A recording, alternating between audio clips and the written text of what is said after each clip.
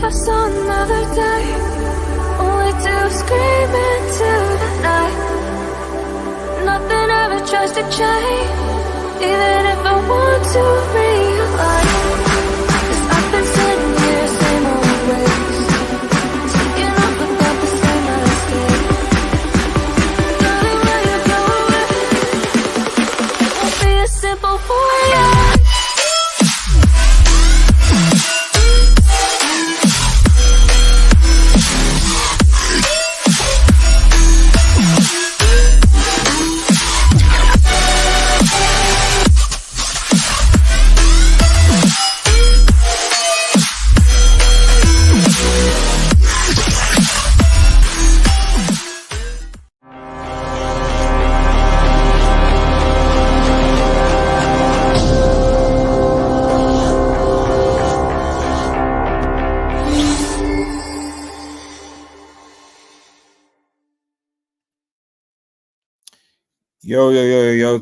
Yo, guys, Old Man G here, back again with another late post-match reaction. Obviously we're doing this live, but yeah, United win it. I'll bet not the best performance, but United win it. But before we get into it, if you're new to the channel, remember to like, share, and subscribe to Red Devil Studio. Follow us on Twitter at We're United. Smash that notification button and subscribe to the secondary channels, Red Devil Studio Extra, but also Red Marvel. I'm posting some good, exciting entertainment content on there. So please go to my second channel, Red Marvel, and support the channel. Big up those who are in the chat as well. I see Stephanie in the chat. Big up Stephanie. Jale, who says, a little birdie has told me that the Joker is in some sort of a jam, that he's in trouble. Anyone know anything about that? I'll see if I can ask Tom. I've not spoken to him in a while because he's been preoccupied. And big up Sanjay. Hope you're doing well as well. And everyone else is watching. Remember, smash that like button. Get involved. It really does actually mean a lot. So yeah, let's get into it, shall we? Manchester United 1, Luton 0. I'll just keep a stat from the start. The game was trash. The game was trash. I think that, I think the most important thing, boxers, title charge. Yeah, well, I mean, you look at it. I mean, just quickly look at the table. I know you can see that, but if you look at the table, I mean, Spurs obviously lost today, which helps us. And Newcastle lost today, which also helps us away to Bournemouth. So we're sixth. We have had the worst start in 61 years, and yet we're only 3 points off top 4. I mean, I'm not saying the players are good, the players are bad, etc. But at the end of the day, when people talking about sacking and things stuff like that, you can't do that whilst you're in this position. And like I said several times, to me, top 5, because 5th place basically secures CL football this season, is the goal. Because I don't think we're better than Liverpool, Spurs, Arsenal, City. The only thing about Spurs now is that because they have tons of injuries, and because Newcastle have tons of injuries, are they now going to go in 3-4? Is what I expect. Liverpool obviously playing tomorrow. I think they're playing at home to Brentford. So you expect Liverpool to win because Brentford don't travel well, and Liverpool at Anfield, so they'll probably be fine. So I expect Liverpool to win there and secure themselves. And Villa, I think, are playing Fulham at home, which again you expect Villa to win, although you never know with Fulham. So, but at the end of the day, if you're a United fan, happy day. Obviously, Brighton saw it there as well, so I see Brighton as well, so they could potentially get up to 7 if they win their game. I think against Sheffield United, which you expect them to do. So we'll probably end up finishing after today 6th or 7th. But at the end of the day, any sort of thought or talk about Ten Hag being sacked is not going to happen after this game. Lindelof obviously scoring the goal, and shout out to Lindelof coming on, obviously. We now have, essentially, I think the rumors are, and obviously I will be getting Tom back on, but United are probably going to have to sign a centre back of some sort, because the injury crisis is insane. I mean, I just cannot believe that when you see that lineup, I cannot believe that that's what that's the lineup that Ten Hag wants. Of course, there are players that are not in form, like Anstey and Rashford, etc. But I cannot believe that starting 11 is the lineup that Ten Hag wants. I just can't believe that. You know, Johnny Evans and Varane. So Johnny Evans and Maguire, really? Really? You know, with Varane. So the rumors that there's been some falling out with Varane. I mean, he's falling out with Varane, he's falling out with Casemiro, he's falling out with Ronaldo, he's falling out with Sancho, he's falling out with so many different players. It seems that there are problems going on behind the scenes. There is trouble in paradise, if you want to call it that. And I don't know what to do here, because as I think Sanjay says, the league ranking is very flattering. It is. What I would say, though, although to respond to that, is that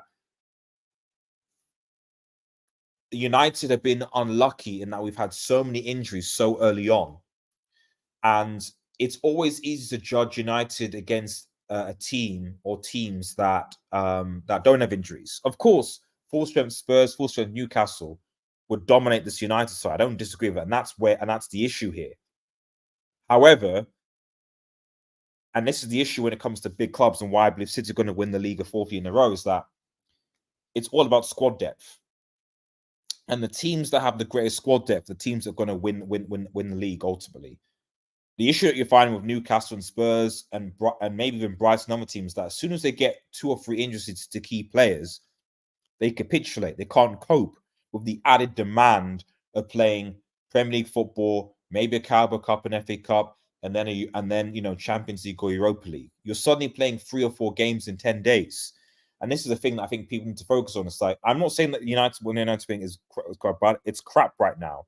But managing a squad in 4 competitions, unless you have top quality 2 or 3 high quality position in every areas, it's not going to work. It's not going to work. It really, really is not going to work. And you have to credit City for the fact that they were able to build a world-class squad. So that way you can drop a Jack Grealish. You can drop a Jack Grealish, and you've got Doku there. They spent 100 million on Jack Grealish, and they could drop it, and they can drop him like that. You know? Box is crazy times. Worst Juve signed 100 years, are coming on top of Serie. Yeah, I mean that's a testament to Serie A, if I'm perfectly honest. That's a testament to Serie A, because Juve, I don't know. I don't know. It is it's wild. It really is wild. Ranch says Rashford needs a little time off. Well, he's one of Ten Hag's favorites, and he's on 300k a week, so he has to play. I know people say Rashford, but he's signed a new contract. He's on 300 plus a week. He has to play. There is no there's no debate in it. I'm just gonna put on a poll. I want you guys to tell me who your man of the match was. In the chat. The options, but just going back to the game. I mean, our attackers are not. I mean, our attackers are not good.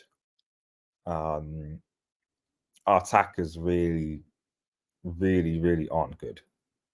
Or at the very least, their form is not particularly good. The Højlund thing worries me. The Højlund thing worries me a bit. Now, hopefully, because he's still walking, so hopefully, because it's international break, thank goodness, so we can get recovery from players. Wan-Bissaka was ill, that's why I didn't play. But hopefully, because guys, when the international break finishes, we're playing Everton away, Newcastle away, Galatasaray away, or back-to-back. 3 hostile environments. These are all away games. And United have been trash away. So I don't know what's going to happen after the Interbrush. We could have a disaster class where we're being spanked by these teams. And all I can hope is that certain players are back soon. Wan-Bissaka obviously will be back. Reguilon is obviously back. Mainu hopefully be back to fitness. Hoyland's injury hopefully won't be too significant, that he'll be okay. And then you're thinking, well, Casemiro and Martinez are probably going to be. It looks like they're going to be out till January. So, you know, could Shaw potentially come in? I don't know. I know Shaw would help Rashford, but who knows? Who knows at this point? Make sure you like the video, and subscribe, and you guys, it helps a lot. I'm just trying to think of who. There we go. Okay, there's the poll in the chat, guys. Yeah, who's your man of the match, man? Let me know. Let me know. There's your poll. If Man City had Haaland, Foden, Roger Diaz, Ake out injured, it would level things up a bit. Even then, Box, even then, you say that. I mean, Rodri, okay, I'll give you, but to be honest, you know, those 5 players, it's like, okay, yeah, but you've got Guardiola, you've got who else did they have? You've got Stones. You know, Rodri, okay, yeah, I admit he is key, so I think they don't really have that sort of depth to him. But the other 2, Foden on, you still got Grealish, you still got Alvarez, you still got Doku, you know, you still got Bernardo Silva, like you still got players, you still got G's, you know. Wan-Bissaka sick again. Do we have? I don't know. There's a lot of sickness going around, and it worries me because I'm looking at it right now. I'm like, Ten Hag clearly. I feel like he's lost the dressing room personally, because when you're in a good place, when your team's a good place, people want to play regardless. You know, when United won a UCL final against Bayern, there was no like, oh, I'm sick, or I'm okay, I can't sort of. People want to play. They'll do anything to play. And when they're not in a good place, it's like, oh, I've got a niggle injury. Oh, I'll just. And if you watch the Obi Mikel interview, for anyone who watch the Obi Mikel interview, because they talk about the player power at Chelsea. And it's very opening, because that same scenario happened at United, and they're like, yeah, we want managers to get sacked. We did, and we did certain things. You know, you stay injured for a bit longer. You don't put in maximum effort. He clearly said these things. And so when we're seeing this, like, oh, I'm ill. I mean, how many times have you been ill this season? And you've been injured. And then all these injuries, oh, I can sort of Casemiro for me, but last season he was solid when it comes to injuries. And now he's picking them up left, right, and center. You know? When City missed Rodri for a few games for ascensions, yeah. So Rodri, for me, I will give you. I don't think they have a replacement for Rodri really in that holding role, but everyone else they have adequate replacements. But he's not going to get injured anytime soon. Big up Bar DSJ, big up Buds, thanks, man. What's one starting Mickey and Haram about? I don't know RDS. I don't know J2S. I mean, the only thing about Amrabat is that we technically we gave him a huge loan fee. So we've not signed him. We have an option to buy, but not so with Amrabat. And to be honest, I'll keep it a stack. I mean, we'll see what happens, but I'm not. From what I've seen from Amrabat, I don't see how he's any different or any better than Fred. Frankly, I don't. If I'm personally honest, I don't see it. So sorry, tired guys. So if we can get better, and especially because obviously, you know, I think that, you know, there's clearly. My take is this, because I know I'm not speaking much for a game, because quite frankly, the game was mediocre. It's more the stuff around the game that I think is impertinent, because I guess the way that I see it, and to try and put some balance to it, is that you got to understand that United the background is United are in a takeover situation right now, and if you're Richard Arnold, if you're John Mertz, if you're even Ten Hag, and in your mind your job is potentially on the line, then that inevitably affects situations on the pitch. You know, backing plans, all the rest of it. It's like, well, as soon as Sir Jim Ratcliffe comes in, he's going to want to bring his boys, and that definitely includes director of football. You think obviously Paul Mitchell is the rumored replacement for the likes of John Murtagh and Richard Arnold.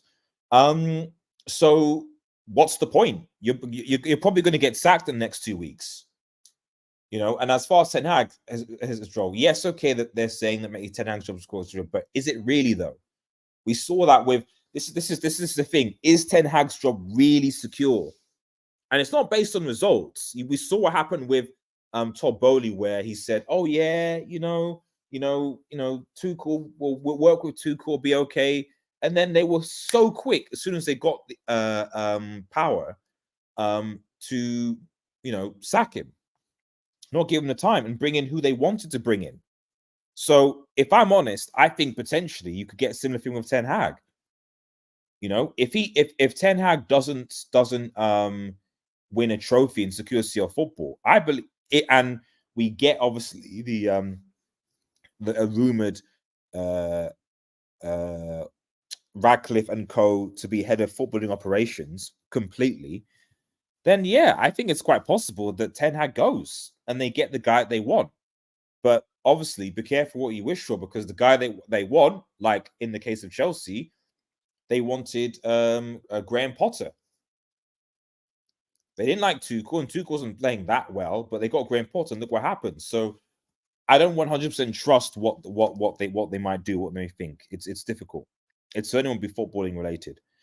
Rashford looked more interested today, more energy tracking back surgery, but final ball, final shot is so devoid. Yeah, he's lacking confidence. He's so much confidence is devoid, man. So much.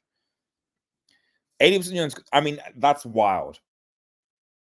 That's wild. But you're right. Maguire scored. McTominay's obviously scored. Lindelof has scored. Casemiro's scoring is available. Bruno's obviously scored. Rashford has scored one really good goal against Arsenal, and that's been about it, really. Garnacho hasn't scored, and Højlund has scored. Although I give Højlund the benefit of the doubt because Højlund is G'ing up in the Champions League, and he's a top UCL scorer. So I'm not counting. I was like, oh, Højlund has not scored any goals in the Premier League. It's like, yeah, but he's scored 5 goals. You know, he's already scored 5 goals in the CL. Like, I mean, what can you say? So yeah, it's all good. Everton Gala knew all the way in Everton Gala knew all the way in the yeah, exactly. That's why this win was important, because quite frankly, those could all be L's because they were hostile environments. They're all going to be hostile environments. And if the players are not playing for Ten Hag, those 3 games could sack the guy. Certainly if Jim Radcliffe is taking over soon, he could get sacked after these 3 games. They're all winnable games. They're definitely all winnable games, but it's very possible that he could get sacked. Everton have started to pick up form. Galatasaray will be playing in Turkey, and always a threat. And Newcastle, after the international break, they probably actually might have their some of the injured players back. So there you go. Once he gets his Persevere going with fire, been a bit honest so far. Today was the first one in a while we created a few chances, to be fair. Yeah, exactly. I mean, it was against, we are playing Luton though. It was between Maguire and Lindelof for me for man of the match. Our attackers, yeah, they've been asleep all season. Maybe Varane and Sancho think they can outlast. I mean, possibly, but I mean, you say that, but again, and I think it's going to be interesting because there's rumors that Jim Radcliffe and Gary Neville are going to do an interview to basically tell people what the state of the situation of the club is and what's going to happen. So I think this is the key thing that people are missing, is that there is changes coming. Now, whether that's good change or bad change, I don't know, but it is coming, and that's going to affect things. And so Jim Radcliffe has already said several times how he believes Manchester have completely mismanaged the money that they've spent. I don't think Sir Jim Radcliffe is going to say, right, yes, we believe, that it's good business and good financial sense to sign an injury-prone 30-plus-year-old player on 200 to 300k a week. Only Manchester United do that. As much as I love Varane, love Thomas and all these players, at the end of the day, there's a reason why Real Madrid didn't offer him an extension. There's a reason why most big clubs didn't do that. This is the problem Manchester United. People go to Manchester United because, like, yeah, I can go to United, still play at the highest level, get media attention, establish myself for life, you know, and also get paid a lot of money. It's a good deal. If you're coming towards the end of your prime, it's a good deal. You still you'll get tons of money, brand deals, you can set yourself up, connections, etc. It's fine. Football can be a secondary matter. That's just how it is. That is generally just how it is. But any sensible owner will go, hang on a minute, why are you spending, you know, obscene amount and giving obscene wages for a player that's probably only going to have, depending on goals and how it's taken care of the body, a couple of seasons, 2, 3 maybe solid seasons. I don't know. Big up Don Magnus. A terrible performance, almost as terrible as that Oppenheimer movie. Oh, you thought Oppenheimer was bad? You thought Oppenheimer? For shame, Don Magnus. For shame. For shame. Oppenheimer wasn't bad. Come on, man. Oppenheimer was okay. Oppenheimer was okay. I'll bet. I think that they the trailer was a bit misleading. I like the revision of Mamsak and Maguire and Ten Hag. Both look so consistent and level why we bought them. Don't think management would keep Sanchez. Yeah, exactly. So I you know, for those who are saying that if Ten Hag goes, that Sanchez is going to be in next. Exactly. I wouldn't be surprised if, you know, Ineos Group are like, okay, you're trouble. Right, we're gonna try and get rid of you in the summer, you know. Like, big up, something like the subscribe. We're gonna go to play ratings in a second, but let me know your thoughts on the game. I mean, like I said, there's not really much to really discuss on there. It was a terrible performance. Our attackers are trash. We're still needing goals from defenders, and this isn't going to be good enough to secure top 5 or beat Galatasaray away, in my personal opinion. But I could be very, very, very, very, very wrong. Game Killer says Ten Hag had one before international break win, 9 points out of 12. Yeah, I mean, this is why I say that when people say Ten Hag out or should be sacked, etc., it's not going to happen now, because the dude is like, you know, he's won last 4 out of his first 5 games.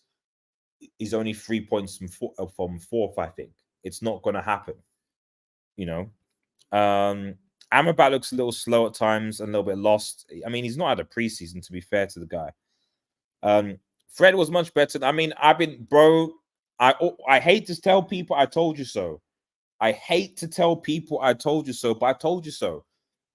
Like, I genuinely believe if we still had Fred in this team, the midfield wouldn't be so unbalanced as it is now. But for some reason, Ten Hag is like, oh, I prefer Eriksen to play, you know, who doesn't have any legs.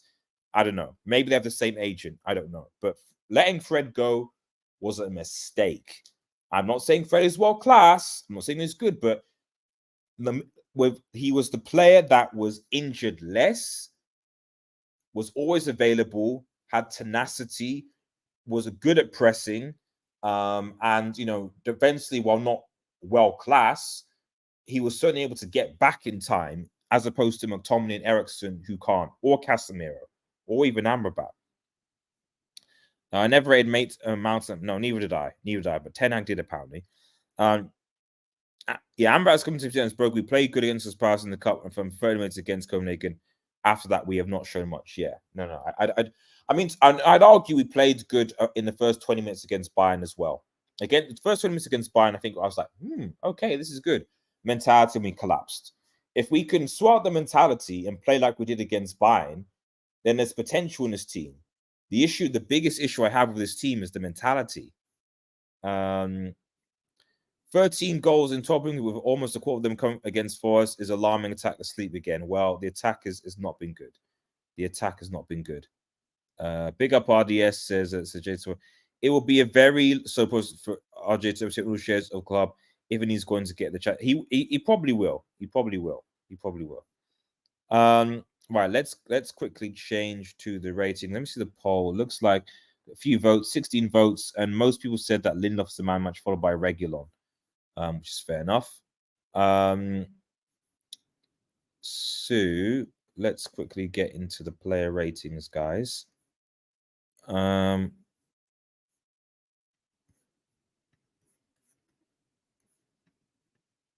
Okay. Onana. Sorry. 6.5, I think. Solid game, I think. He made two or three key saves. Good performance, clean sheet. And apparently he's got the second highest clean sheets in the league. So I don't know.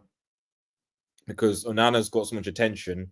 He's trash, he's garbage, he's a waste man, etc. But he's got the second most clean sheets in the league currently. So maybe he's not that bad. I don't know. I don't know. Maybe he's not that bad. But we'll see. I think he has certainly improved in the last couple of weeks. Though I definitely think he has. So yeah, I give it a 6.5. I use points, by the way, so it helps us differentiate. Lindelof. I mean, you've got to pick up the defense here. So I guess I'll give Lindelof. I still think the performance was, so I'm gonna probably keep it to like 7 or 7.5 max. So I'll give Lindelof a 7.5. He got the goal in the right position. I still don't think that him and Lindelof are the way going forward. But then you're playing Luton Town at home. You should be winning. You should be winning quite convincingly, which is my criticism of this game and Ten Hag. But we got the win, and that's all that matters. Maguire. Yeah, Maguire 7, I think. Again, fairly solid. Didn't give away any penalties this time. Hopefully he's learned his lesson because we seem to be giving penalties all the time in CL. So don't do that, Maguire. But he recovered well and supported Lindelof. So I give him a 7. Dallo,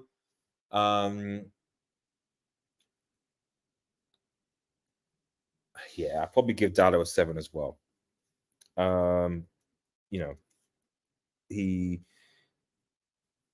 He obviously in the weekday he cost us quite a bit. He cost us a bit. So I'm going to get him in the camera a bit. He cost us a bit. Actually, not a bit. He cost us a lot defensively on those goals. But it was good to see him somewhat better today and going forward. And that sends you to Reguilon, who I think I'd score. Okay, I'll score Dallo 6.5. Sorry, and I'll score Reguilon a 7. I think Reguilon had a solid game today, and Reguilon is and has been good going forward. Defensively, he is questionable, but he's good going forward. And to be honest, against these teams, against Everton, against Galatasaray, and some of these teams, we actually need wingers who can push forward and cause problems for the opposing side instead of just kind of waiting to counter attack, which is not going to work. Moving on, I'll get to your comments in a second, guys. McTominay and Eriksen. Yeah, I'll give them both 6s, I think. Solid performances. But they just don't have the legs. And I'm sorry, but you look at this lineup and you're like, how is this lineup better than Ollie's teams? Based on the current form, how's it better? Onana, okay, fine. Is he up a good to hair? Maybe not. I'm not sure. But Dare's a better shot stopper, but Nana's a better penalty taker and distribution. This back four is effectively the same, with the exception of Wan-Bissaka and Luke Shaw. Sorry, he needs to go to his bed soon.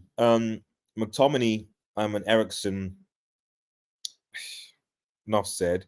And then you have your four attacks in Rashford, Garnacho, Fernandes, and Højlund, who just aren't doing it.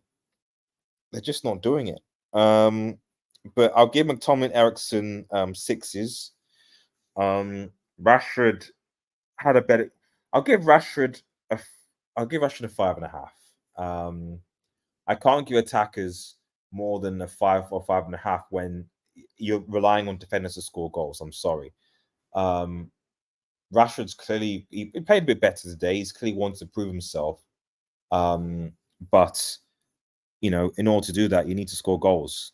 And as it stands now, he's not scoring them. He's not.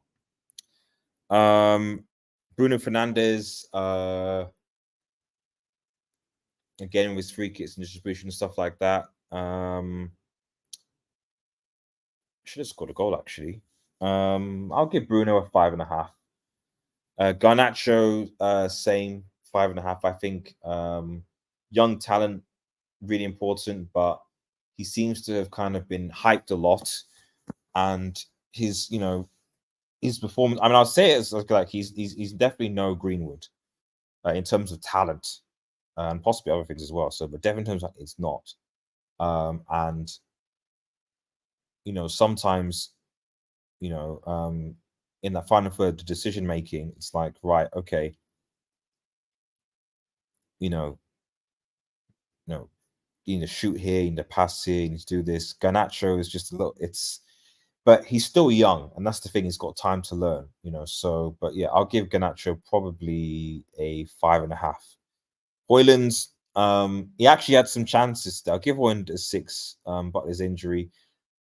But he actually had chances there and probably should have converted at least 1 or 2 of them. And that's what you need, but it is what it is. So yeah, that's our player ratings. Let me know in the comments whether you agree with those. Sorry, guys, I'm kind of dozing in and out. I shouldn't be doing a show. I'm so tired. But let me go to your comments, and then we'll round things up. Big up Rob in the chat says, hi Junior, we got the W in 3 points, is great, but I agree with you on Fred. We should have kept him because he can do a job when needed. Exactly. It's like, this is the thing. It's like managers love those types of players who can just do a job, like the James Milners, etc. We need those types of players. I'm not saying we shouldn't get talented players, but like, I'm sorry, but I'm honestly, I'm tired of luxury players. I'm tired of luxury players on expensive wages that only make themselves available when they feel like it. Oh, I'm injured. I've got this or that, or some sort of moaning, etc. It's annoying. Send Lingard, yes, you want me to come on? No pressure, pal. I would, but it's just I'm doing this late. Like I'm actually like exhausted. I'm working tomorrow, so as soon as I finish reading your comments, I'm probably going to end the stream. To be honest, I'm really really tired. But because it's international break, I will hopefully do a show at some point midweek just to really talk about the takeover and what's going on and the future for things, stuff like that. So that's definitely happening. And yeah, people giving the scores. We're going to go back-to-back Golden Gloves. I dare them to let Arnan and United go back-to-back Golden Gloves. I dare them to do that, Box. I dare them. I dare them to do that. Yeah, interesting scores. So Anana 6, Lindelof 7. Yeah, I think we're kind of agreeing with these results. Yeah, there's a lot of agreement. Ericsson 5. Yeah, okay, yeah. So we're generally in the same ball range, I think, with the scores. Ericsson got himself awards today. Most clumsy player. He injured himself by slipping on the grass. Just trying to make fun out of a serious situation. 2 injuries. Oh, Ericsson got injured. Damn. Ericsson injured again. So, I mean, he's going to have to play Mount Amrabat then, isn't he? I mean, obviously, that means he won't be. Him and Hoyland, who are both Danish, aren't going to be going to internationally, which is great, because they shouldn't be. None of them should be going to international duty. I mean, if I'm honest, Wan-Bissaka, yeah, Hoyland, Ericsson, anyone that's even picked up a knock should be going to international duty, to be honest. I'd even take Rashford out of that as well because he's playing too many games.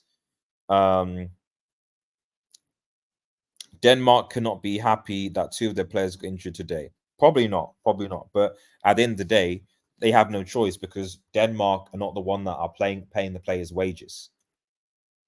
So it's annoying, yeah, but you're not paying the players' wages, so it is what it is.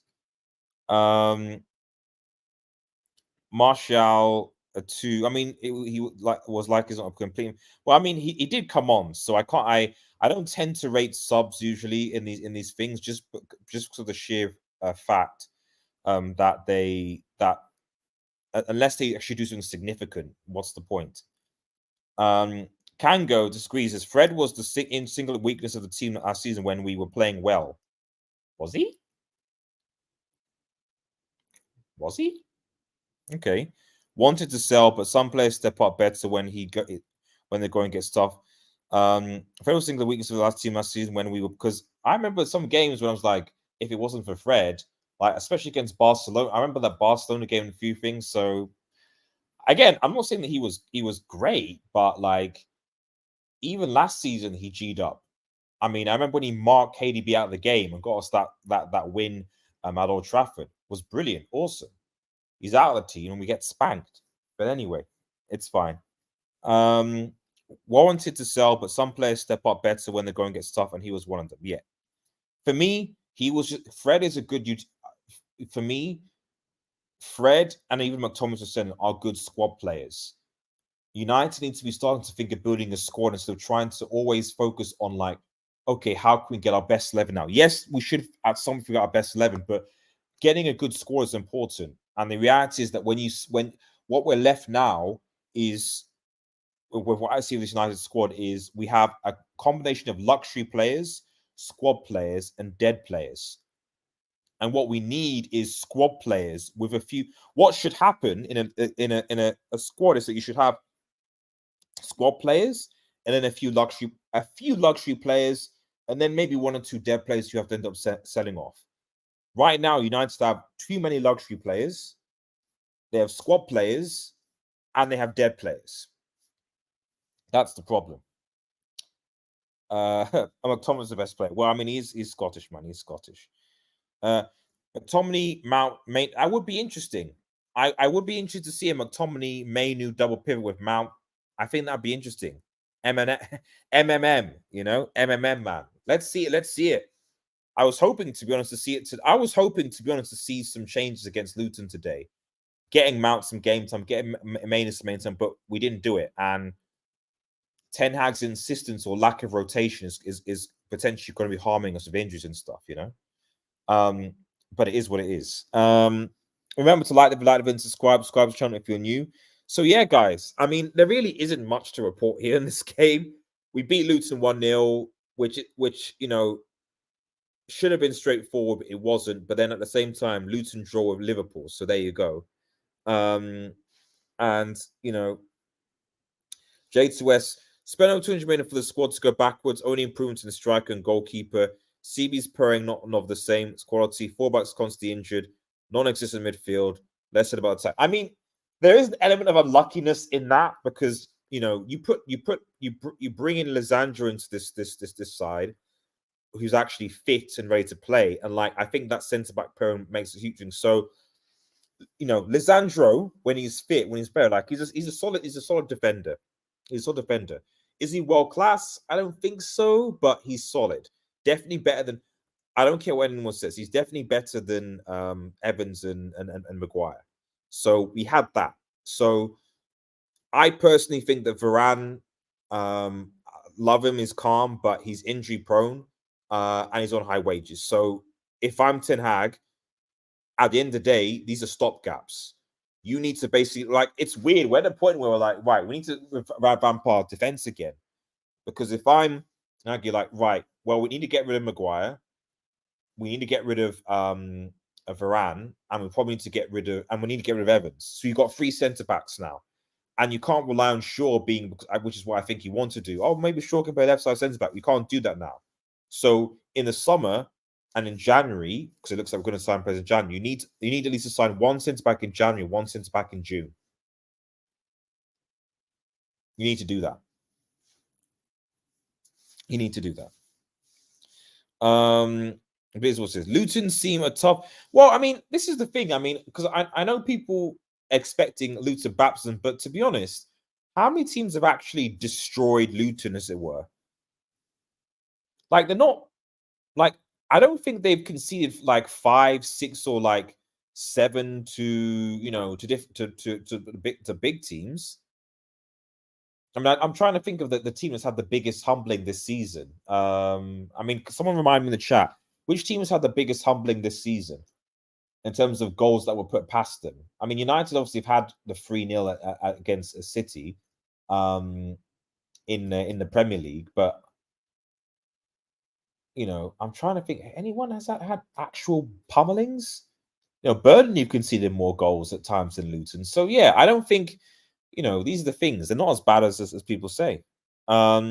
Detroit, big up to Detroit. Shout out RDS. We'll see you in Old Trafford. Oh yeah, Paul's right. Brighton did get a beating. That it was wasn't it West Ham? I think it was West Ham. Yeah, they West dunked on them. Was it 5-1? I think, or something like that. You know, I think it was 5-1 or 4-1. Yeah. So Luton lost 4-1. But I'm sure Brighton got. Let me remember. I'm fairly sure Brighton got dunked on by West Ham. I think it was.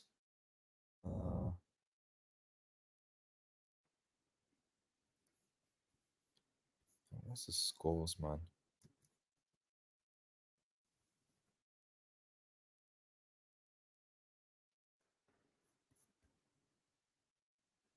Oh no, it's 3-1. Oh wait, yeah, it was 3-1. Sorry, it's 3-1.